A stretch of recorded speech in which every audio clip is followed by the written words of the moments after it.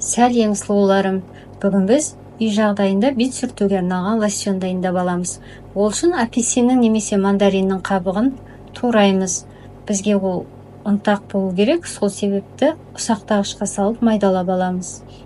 Бұл ұсақталған қабықты 2 ас қасығын алып, термосқа саламыз.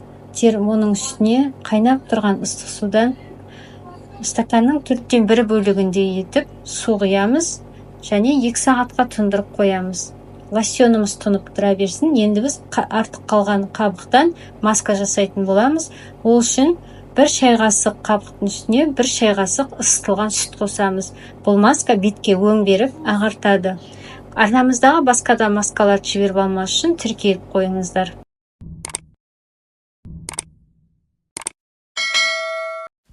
Екі сағат уақыт өткен соң қоспамыздың үстіне жарты стақан арақпен 1 шай қасық глицерин қосып жақсылап араластырамыз. Дайын болған лосьонды бос құтыға құйып, тоңазытқышта сақтап 1-2 айға дейін пайдалана беруге болады.